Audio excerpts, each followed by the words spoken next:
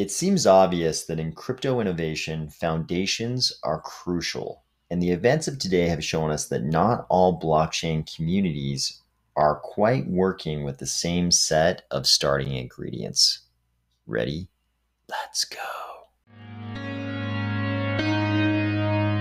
On days like today, it feels good to be in the Cardano community because the things that our competitors get excited about are a good gauge of their progress and their current capabilities. And sometimes those things are things that Cardano solved years ago. Before we get to that, there are a few updates out of Washington on the crypto regulation bills. The day started out in a really promising way. Here we see Rob Portman, who was one of the negotiators on the infrastructure bill, saying, I agree with Senators Wyden, Toomey, and Lummis that we can do more to clarify the intent of the cryptocurrency provision, and the Senate should vote on their amendment. Very promising. It looks like he had made an about face. Then we saw a few congressmen in the House coming out in support of the amendment.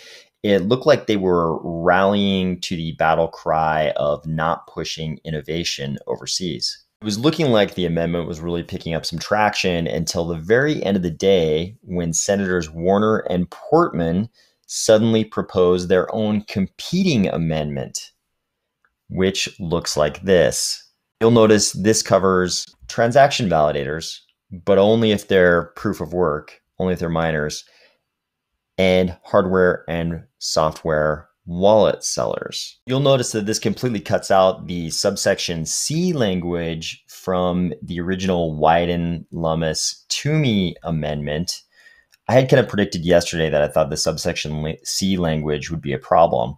What I didn't predict is that they would change the language of subsection A to only include the validation of ledger transactions by proof of work validators. This is very curious. Warner and Portman added this language through proof of work mining.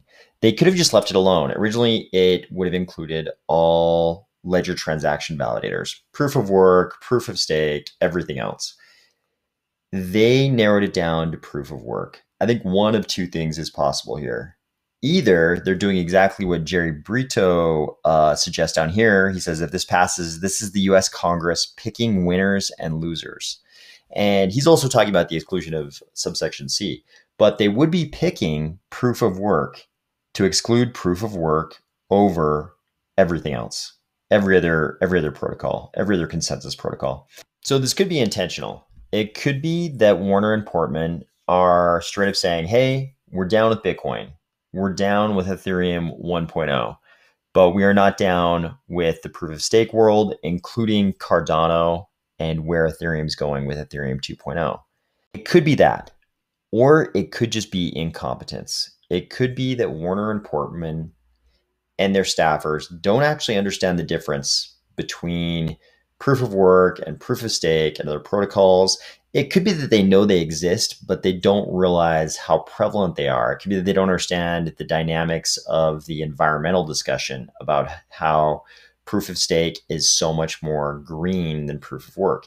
It seems like they can't possibly have been thinking about how that whole conversation is going when they drafted this, because I think certainly they wouldn't want to be accused of picking a winner and that winner being the highly energy consumptive version, when all they had to do was keep the language from the Wyden-Lummis-Toomey. See, even I mispronounced her name. Apparently it's Lummis, not Loomis. But they could have just kept the language from the Wyden-Lummis-Toomey amendment and been fine. But they added this language. Either they are trying to pick a winner in proof of work, or it's incompetence, and they simply don't understand the difference. A lot of commentators, of course, will be more concerned with the exclusion of subsection C. Here's subsection C from the Lummis-Toomey Wyden amendment. I know I keep switching up the order of their names, but so subsection C was meant to also exclude developers of digital assets and their corresponding protocols. I kind of predicted yesterday that I thought this subsection of the amendment would be a problem because non-crypto savvy senators are going to see that phrase, digital assets, and they're not really going to know what that means, but they will have heard that phrase, digital assets, in the context of digital asset securities. And they'll say to themselves, oh, digital assets, Those are those things that are securities masquerading as something else that are causing all the problems. Don't want to exclude the developers of those things. So we've basically got a huge mess on our hands. We've got these dueling amendments. The Wyden-Lummis-Toomey amendment is much, much better for crypto. The Warner-Portman amendment, I have to question what's going on here, whether we're dealing with incompetence, a malicious desire to pick the winner, or both. Probably it's shades, definitely there are shades of incompetence here, because I can't believe they would be willing to go out on a limb and only exclude proof of work, given the way proof of work has been vilified in terms of its energy consumption. But we don't know. We don't know what's going on. All we know is that Jerry Brito here of Coin Center is reporting that the Wyden-Lummis-Toomey bill is going to get voted on first tonight, and then the Warner bill will be voted on. We won't really know what's going to happen until we see the results of those votes. Maybe neither of them will meet this 50-vote threshold to pass. We don't know exactly what's going to happen. We've got a little bit of a mess here, though. In some late-breaking news that just barely came out within the last hour here, the White House Deputy Press Secretary, Andrew Bates here, he's retweeted this post, this text that was attributed to him. So obviously it did come from him. He says, the administration is pleased with the progress that has yielded a compromise sponsored by Senators Warner, Portman, and Sinema to advance the bipartisan infrastructure package, and blah, blah, blah. We are grateful to Chairman Wyden for his leadership in pushing the Senate to address this issue. However, we believe that the alternative amendment put forward by Senators Warner, Portman, and Sinema strikes the right balance and makes an important step forward in promoting tax compliance. So the White House has come out in support of the Warner-Portman version of the amendment, which only addresses proof-of-stake miners to the detriment of proof-of-stake delegators and stake pools, and also cuts out the entire subsection C around developers of crypto assets and protocols. This is very peculiar. They could have just let Wyden-Lummis-Toomey amendment run, but instead they wanted to specifically constrict that section about block validation and make it just about proof of work miners. They also wanted to get rid of that subsection C about developers of digital assets and developers of protocols. I think the subsection C deletion was foreseeable. I'm very curious about why they would want to restrict it just to proof of work miners. That really doesn't seem like the incompetence scenario. That seems like they are trying to pick winners and losers here. It's a big question in my mind now, like who has, who in the White House administration is holding Bitcoin and not any proof of stake coin, who within the congressional leadership is holding just Bitcoin and not any proof of stake coins. I think this is pretty questionable. Back to crypto proper, today was the London hard fork for Ethereum. It consisted of several Ethereum improvement proposals, including 1559, 3554, 3529, 3198, and 3541. Some of these things were important technical steps to set up Ethereum 2.0 and the move to proof of stake. And we saw Charles sincerely congratulating the Ethereum community for making those changes and progressing towards proof of stake. But that's not why a lot of people in the Ethereum community were so excited about London. They were really excited about EIP 1559. EIP 1559 did a couple of different things. It got rid of the old Ethereum auction type market for fees, and it replaced it with a new system. And the new system is this base price that's sort of algorithmically set. And then there's this tipping concept on top of the base price. And it's probably going to take a while before we fully understand the long-term impacts of 1559 on transaction fees, but the early reports were not glowing. This account tweeted out screenshots of transaction fees, average transaction fees on the Ethereum network, both before and after the hard fork. And you can see it shows average fees roughly doubling. Granted, the Ethereum community had already sort of walked back any expectations that 1559 would actually reduce fees. I think they try to recharacterize it as 1559 will decrease fee volatility, but still, you don't expect fees to double upon a hard fork that's supposed to help with fees. And also, obviously there was probably a high transaction volume today just because everyone was so excited about this hard fork. But regardless of whatever spin you want to apply to the Ethereum fees issue, this poster tried to do a simple swap of little less than $3 of Ethereum, of Ether, for a token. And to move that $3 of Ethereum, the fees would have been $177, according to the screenshot. That's not workable. Unfortunately for Ethereum, no matter how they try to improve the network, they can only build on the foundation that's already there. And that foundation is an account balance system with global state. This is very different than the EUTXO system with local state in Cardano. In Cardano, because a given script can only see what certain accounts are doing that are interacting with that script, you can actually figure out how much something's going to cost locally in your wallet before you actually run the transaction. That will never be the case for Ethereum, because they have this global state account balance system. Scripts can look at everything. They can look at the entire network, every single actor on the network. So they can never have the deterministic fees that we'll have in Cardano. Like I said in the previous video about EIP 1559, the Ethereum developers are not dumb, and there's a lot of them. They're smart, and there's a lot of them.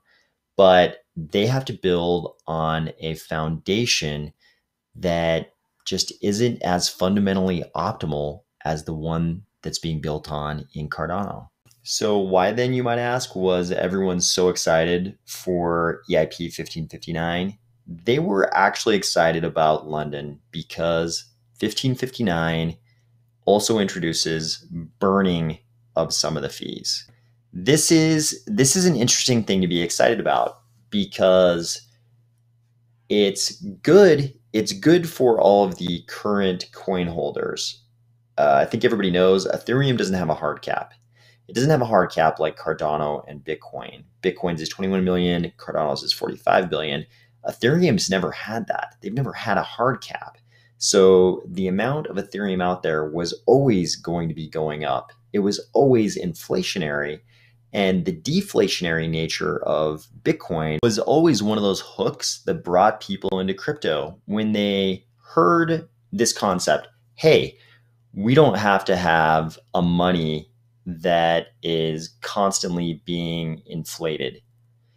Everybody's familiar with this idea that if they have $1,000 in their bank account, in 5 years, it probably buys a lot less than it did in year one.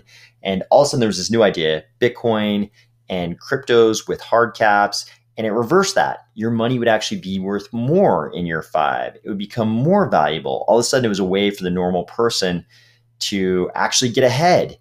Their savings wouldn't be constantly chopped in actual value.